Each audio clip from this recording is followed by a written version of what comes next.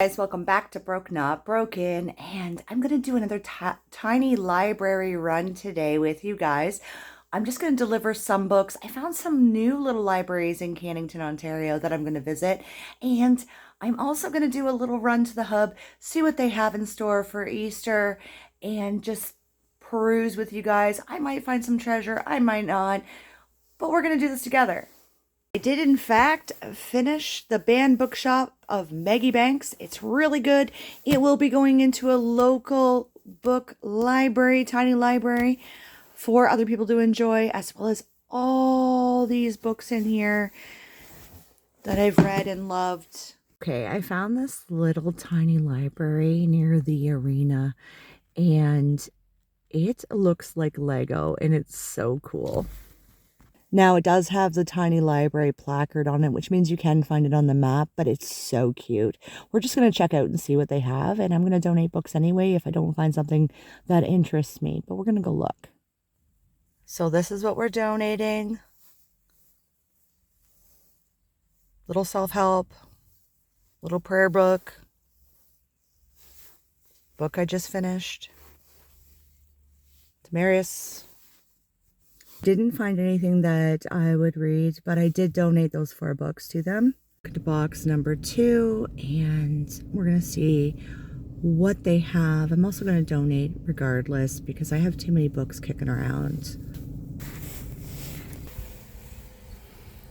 I didn't find anything in here that resonated with me, but there's lots of really good finds in here.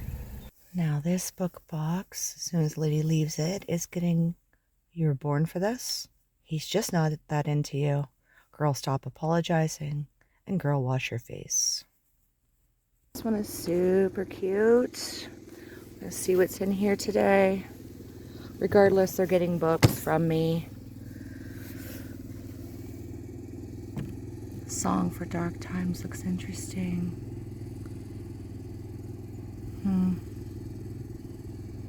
Down here is just kid stuff. Now this is what I got.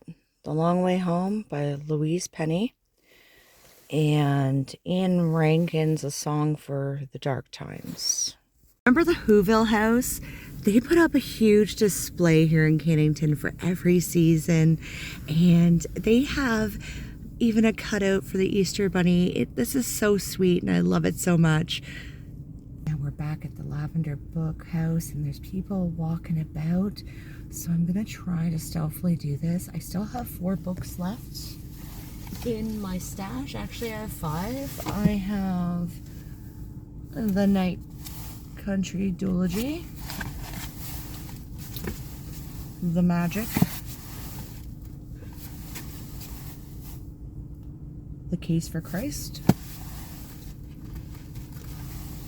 Nursing Terms for those of you who are going through to be a nurse. Great pickup, free, tiny library. Nothing really that I wanted, but that's okay. Always next time. After visiting all 4 book houses in Cannington, I only found those 2 books that were located on Laidlaw Street, and I donated my full bin. There's nothing left in this. So that means in the last week and a half, I have given away over 30 books to the book house. I received 15 new ones last week. Make that 17 new ones to my stash, which will be re-put out once I read through them, back into the community in other book boxes. Guys, I'm back from the hub and the tiny library run, and unfortunately I didn't find anything at the hub that really piqued my interest today, but sometimes that is hit or miss.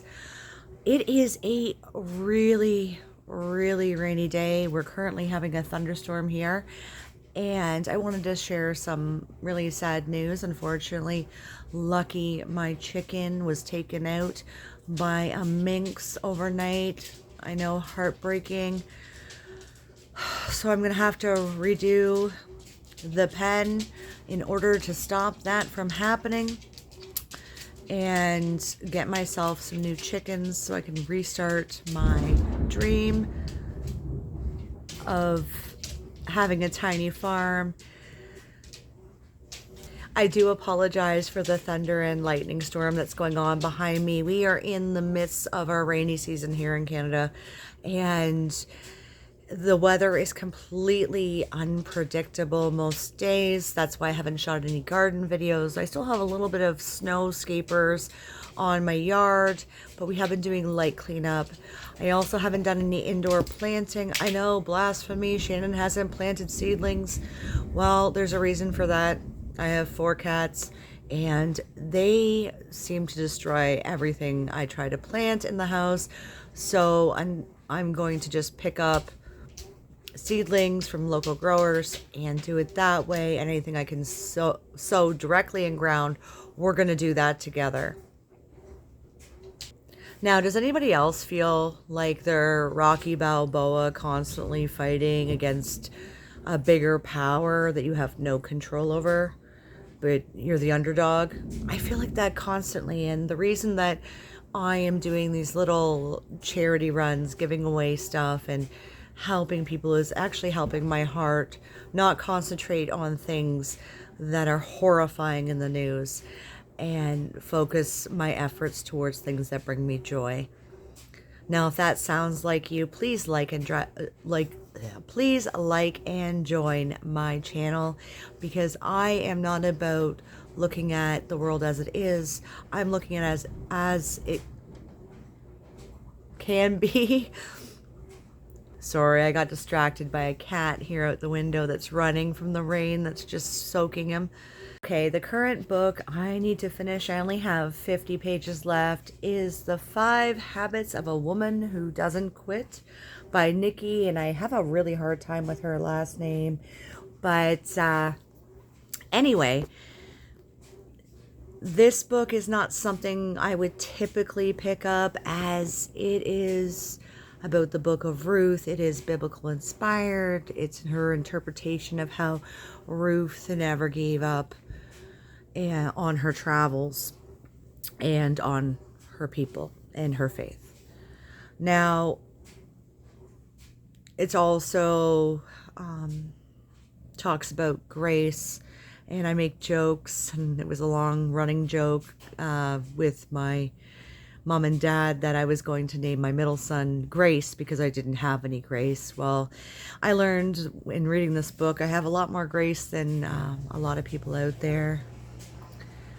The gift of grace has given me the patience to count before I speak, and to beg to differ and walk away from situations that aren't for me and people who aren't for me, and stuff like that, which is kind of humbling in a sense that I thought, grace was a thing that you aspired to have or came from mannerisms, but it appears Brio wants desperately to be in this video, so I'm gonna let this little girl be seen. Say hi. She's purring. And ow! Sorry, sometimes she gets a little overzealous and nips. Anyway, so I always thought that, I didn't have any grace. And for those of you who know me, I am incredibly clumsy. And I understood grace as gracefulness, not grace as in the term from the Oxford Dictionary. Okay, the dictionary says elegance and movement, polite or unmerited divine favor or mercy. Now in this case, because when I was young, I had a lot of energy and spoke my mind a lot, and my parents taught me to count to 10 before I said anything that could be rude, abrupt, bold, sorry, or just unwarranted. And in doing that, I have lost so many chances at telling people off, which is probably a good thing, because you can't go around telling people off all the time. You end up being on the news for being a bully. there's enough bullies in the world. If you turned on the TV at any point, leaders of nations have become, the bully in the playground. I'm not naming names here, but it's quite evident what's going on, and it's affecting everyone. So here at this channel, we're going to do things that inspire greatness in people, not hate, not unkindness to people, just understanding and help in its own sense, because you can't just keep watching, the sky falling like Chicken Little and feel good all the time. That's what I'm aiming for, is, to inspire people, to inspire other people, to worry about what you can control. Don't worry about what you can't. Anyway, thanks for joining me today.